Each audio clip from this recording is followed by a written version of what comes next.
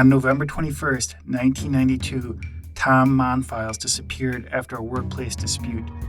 A day later, his body was found in a pulp vat with a 50-pound weight wrapped around his neck.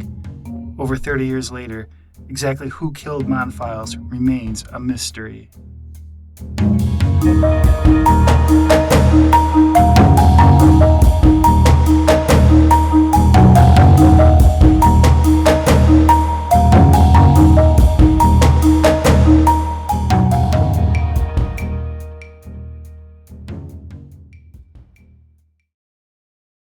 Welcome to the Monfils 6 podcast. My name is Damon Schneider. My name's Mike Potchell.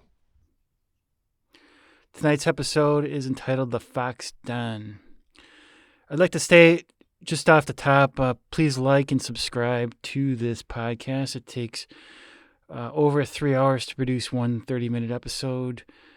So please, if you could do that. The front page of the Green Bay Gazette on April 12, 1995, proclaimed 8 arrested and Monfils slain. And you can actually see that on our Monfils 6 Instagram page if you want to check out that cover to that newspaper. And the authors state that the casual observer might have thought that the Green Bay Police Department had just broken up the mafia. Why do you think they state that, Mike? You mean why the authors make that statement about the mafia? Yeah. To me, in this segment, I thought the authors clearly were upset with the coverage of the arrests. They really seem to believe that things were blown out of proportion, that these are really hard time criminals that were rounded up, kind of in the style of the old days, like the Bonnie and Clyde and John Dillinger type criminals. So that's why I think they used the mafia. I mean, this was a big deal. These arrests finally breaking after 2.5 years. It was a big deal to finally see some arrests. I don't know if people thought anything would ever happen. Now, each of the men on the front page had already been there on the 1-year anniversary of the death. And after all this time, no one had fled. So keep that in mind. The next day, on April 13th, 1995, the Green Bay Gazette stated, "Bar talk sparks arrest." And that's kind of what we're going to be getting into with this episode. Now, again, not one of the men had fled. Now, compare that to, we mentioned last episode that O.J. Simpson has recently died. And when O.J. Simpson thought he was going to get caught, of course, he fled down the freeway in the white Ford Bronco with a gun to his head and the police chasing him. In my mind, at least, that speaks to the fact that O.J. thought he was going to jail for the rest of his life, and the Monfils 6 did not. What are your thoughts on that, Mike? I don't know much about the O.J. story. I just know about the Bronco chase, and I didn't even know about the gun that he was holding to his head. But I can see where you would think that he was fleeing because he believed that this was the end of his life as he knew it. And you can look at the other side of it with the Monfils 6. They cooperated because they trusted the justice system would clear them through the trial because they believed that they didn't do it. So I think that logic makes sense. And the authors also state that in their opinions, these men would have just turned themselves in on their own had they known that an arrest warrant had been issued. They didn't need to be rounded up. Even Keith Kutska, who was the notorious ringleader, had been taken without incident working at a local greenhouse. So a lot of the men were just taken at work. So it wasn't something that was needed even. But the authors really play up that the Green Bay Police Department, to them, this was a major victory, and they were out at the bars celebrating. What were your thoughts on that?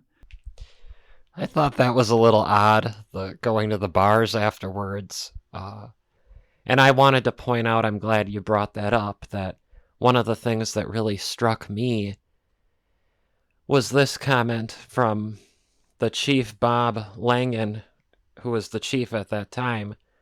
He said that he told the local media that he could leave office because he was going to be retiring shortly after all this happened. He said he could leave office, quote, a winner, unquote, because arrests had been made. And I thought that was an odd thing to say, just because, you know, if you don't find somebody to arrest, that doesn't mean that you're the opposite of a winner, which would be a loser. And I find it a little interesting too that,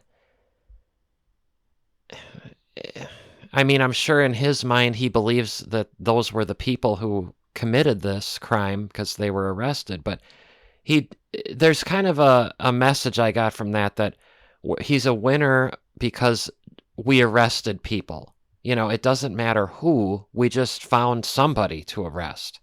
And to me, that kind of says something a little bit there, where are we sure that these are even the right people that we're arresting? That was something that really kind of struck me from that comment.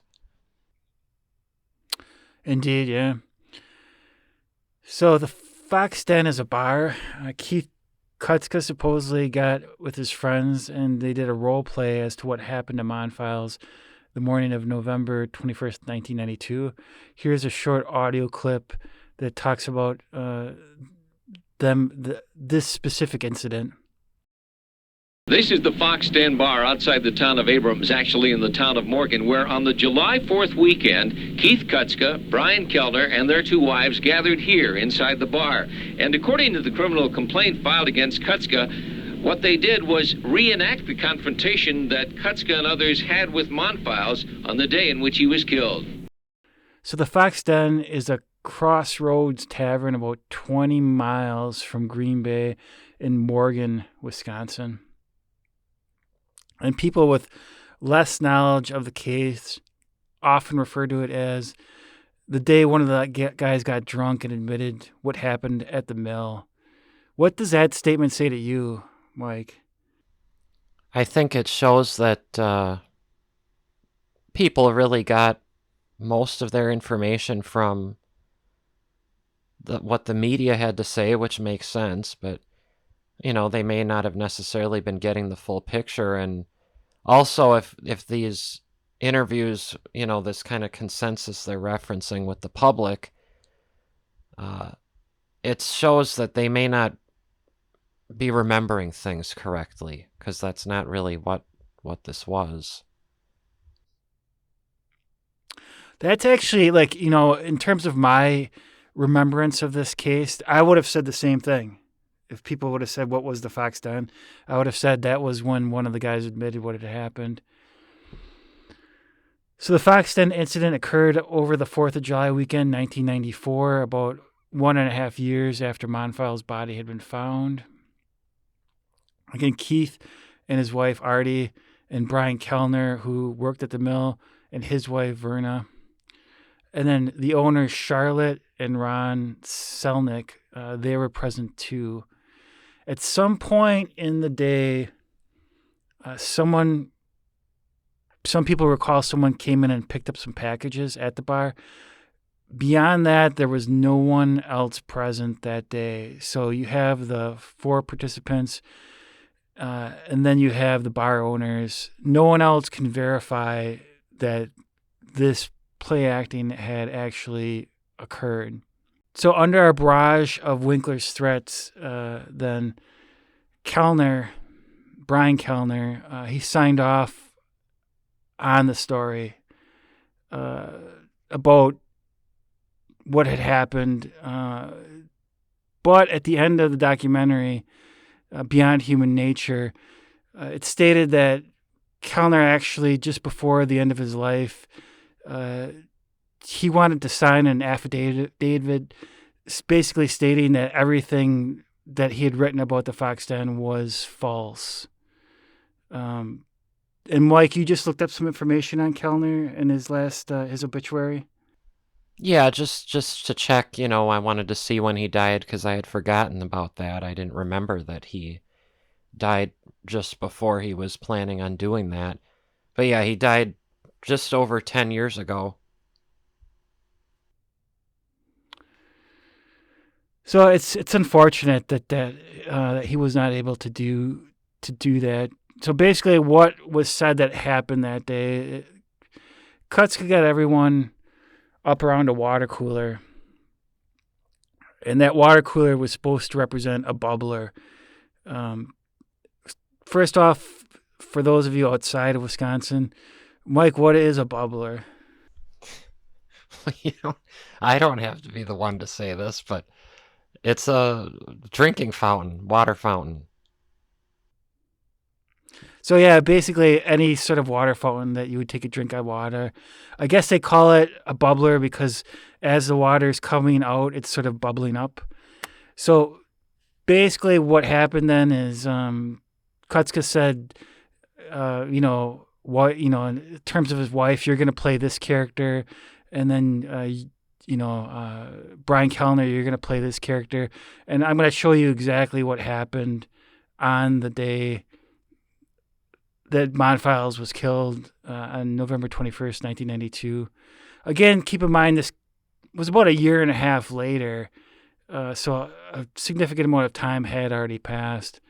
But what would you say, Mike, as to maybe what would be some problems just off the top of your head in terms of reenacting what happened? Well, one of the things that kind of right off the bat shows that there's some inconsistencies was that even the people who were there were saying that they were playing different people. There was some conflicting memories between who played who in this reenactment. Memento mori, remember you must die someday. However, your life can be remembered forever by contacting us at seasonsoflifememorials.com. We are here to teach you how to create a film about your life that can be seen at your future gravesite as well as within the obituary section of your very own newspaper. Contact us today at seasonsoflifememorials.com. So, Mike, I just actually finished a memorial film for someone who didn't have any photos of the loved one. She was almost 89 when she died. And so they were forced to go back and find a lot of old photographs of when she was younger. Why is that important in terms of our service? Well, first of all, we know that usually whenever the topic of a house fire comes up and the question comes up of what would you grab, when you're running out, what would you save? Other than other people and animals, the most common objects that people would say they would save are photographs and, maybe some other prized possessions. But photographs are always one of the tops. And so right off the bat, when you do one of these videos, when you make one of these memorial videos for a loved one, not only do you have these photographs presented in another medium, which is a more permanent medium, something that is much more indestructible than a physical photograph, but now, in the process of making the video, you've been searching for the photographs, finding them, where those will be now, and then again, you'll have the permanent, unless the internet goes away, you'll have the permanent way of looking at these things. You won't have to worry about them disappearing in a fire or a flood or, in the process of moving, them getting lost forever.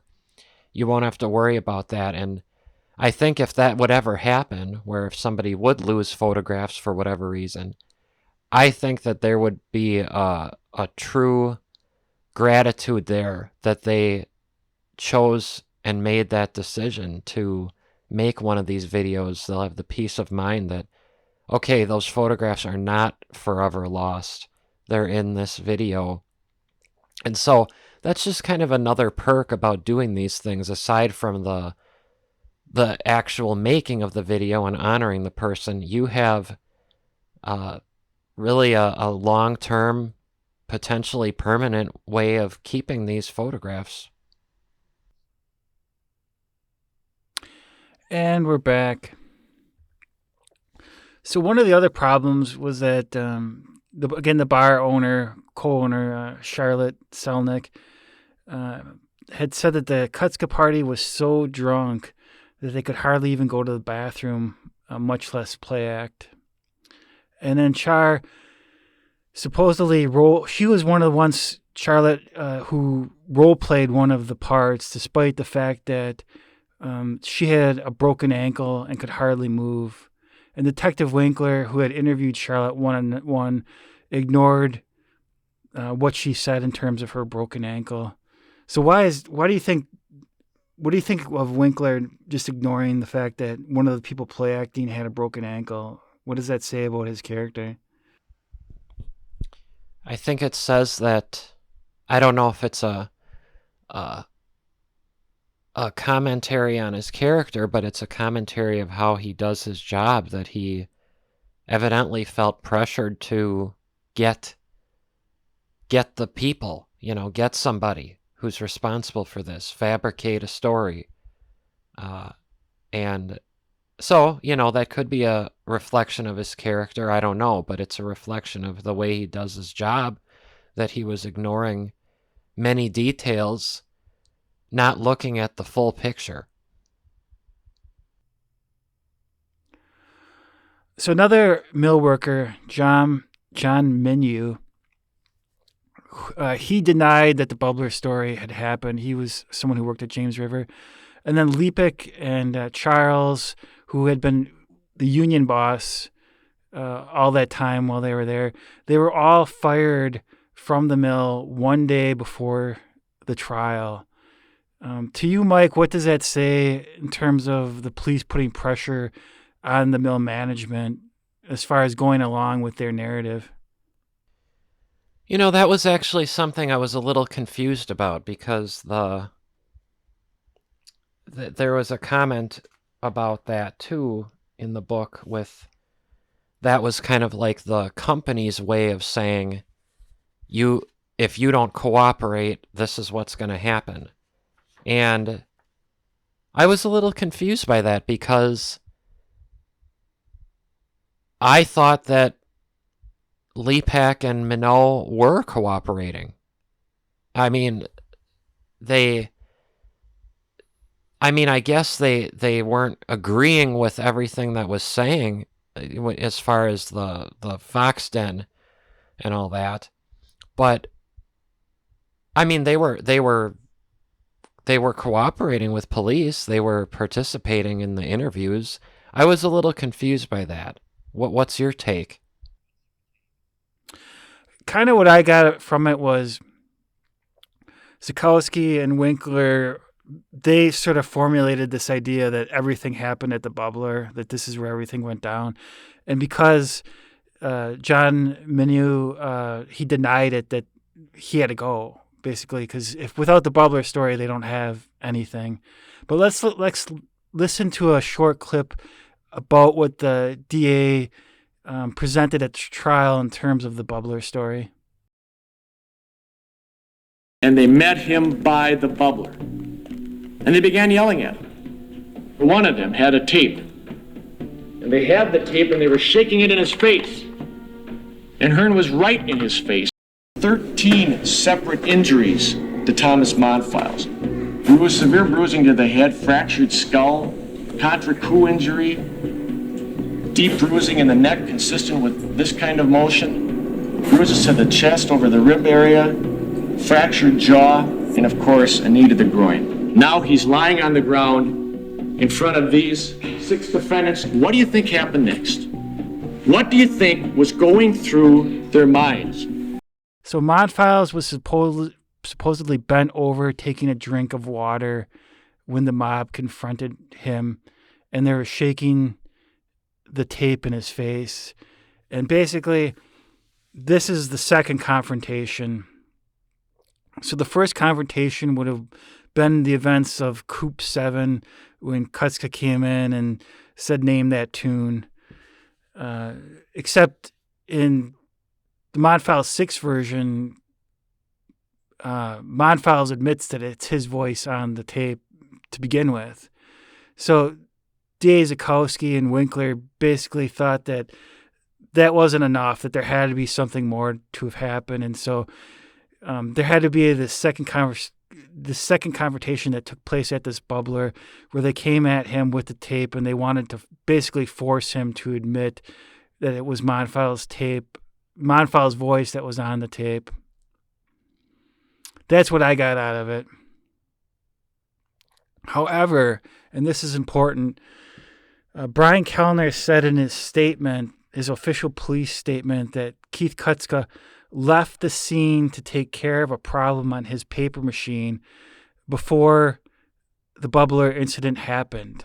So again, according to Kellner's official statement, Kutska had already left the scene before the bubbler statement happened. So if that were the case, how is it that Kutska is reenacting what happened at the bubbler at the Fox Den?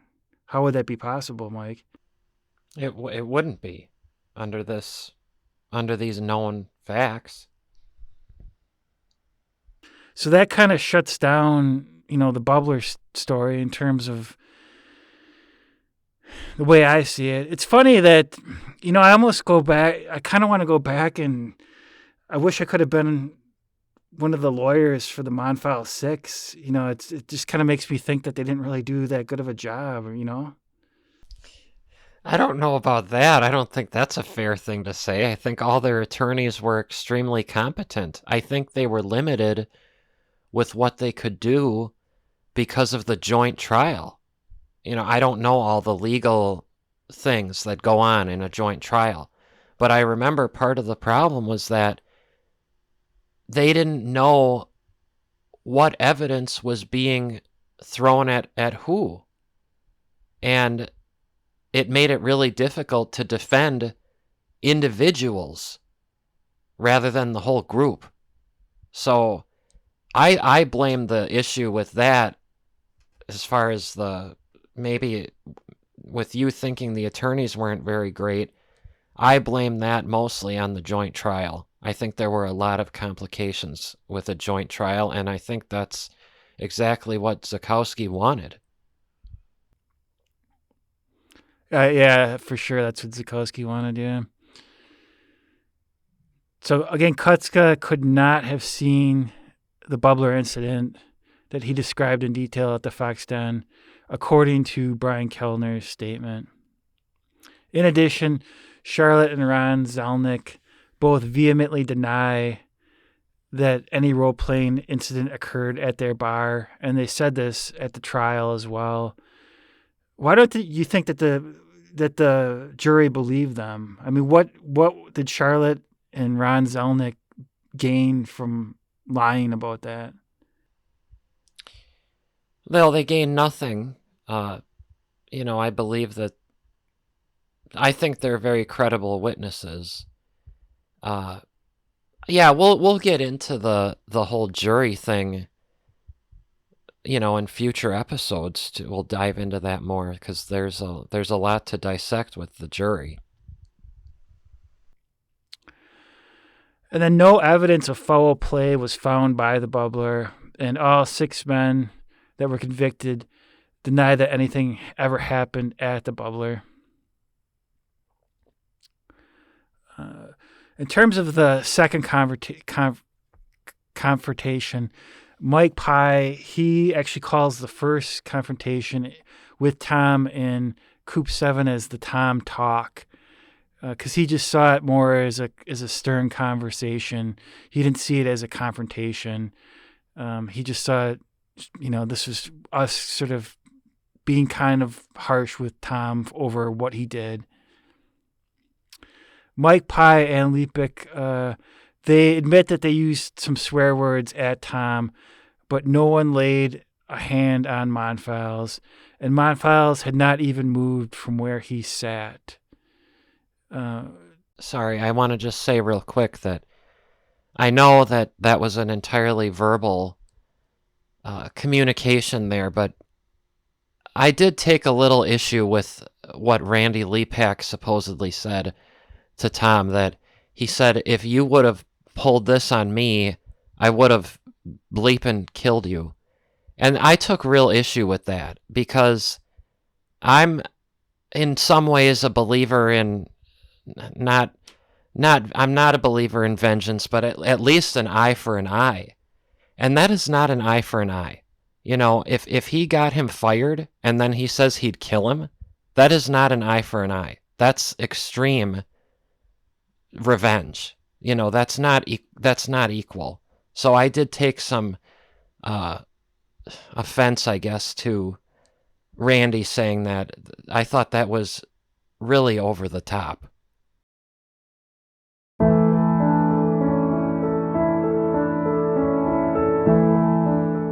What's remembered lives.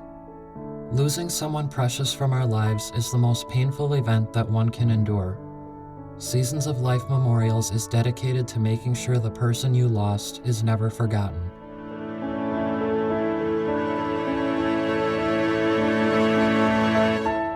We work with you to help you craft a film about your loved one's life that can be viewed at the gravesite. We can also help you create a film about your very own life that can be viewed in the obituary section of your hometown newspaper. Imagine that, your friends, relatives, and neighbors viewing your own unique story and how your life truly did matter. Visit our website, seasonsoflifememorials.com, and follow us on social media today to start viewing what we can do for you. The cops and DA claim, again, that the second confrontation was needed because Tom would not admit that it was his voice on the tape. Again, according to the people that were in Coop 7 at the time of the first, Tom talk, Monfils just admitted that it was him, that it was his voice. To me, it seems a little odd, like, let's just go back to that morning. They play the tape. It's clear that it's Monfils' voice on the tape. And, is he really going to, lie at that point and say that that's not me? No, I think he knew that he was cornered, They got him. He knew that. And it wasn't a surprise. He knew for days and days that Keith was trying to get this tape. So he knew that this was a possibility, that this could happen. I don't fully agree with that. I do think it was a huge surprise.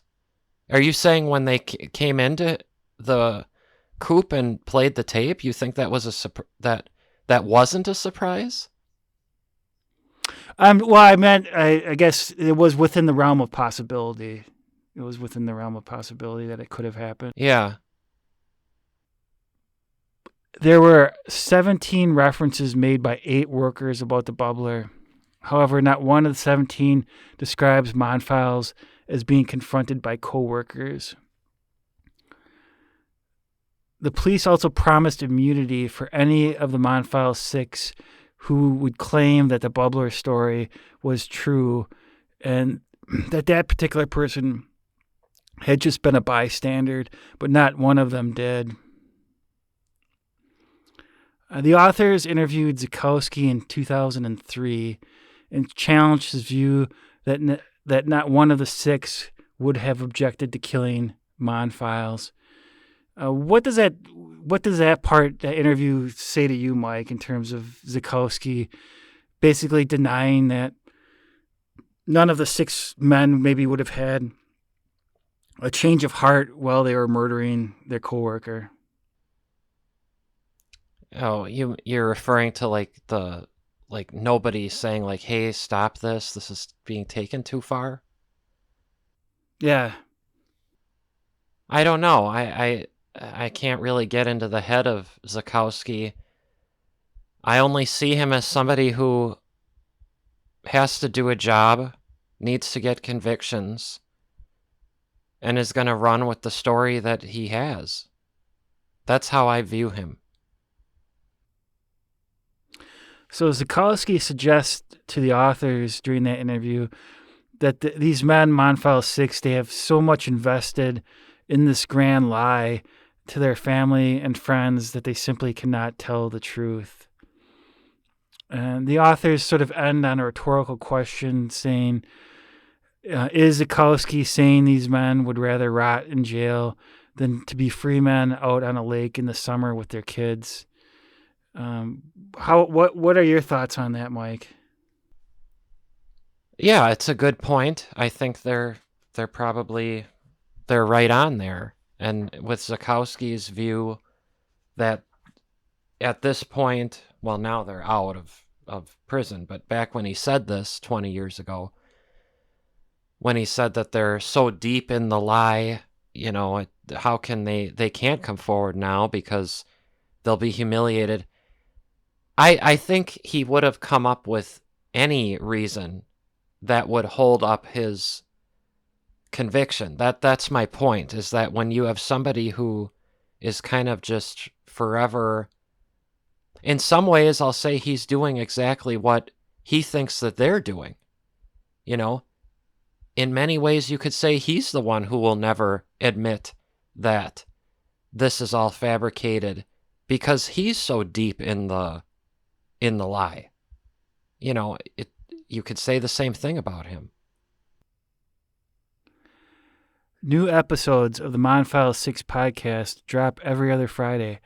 Please join us again. Thanks for listening.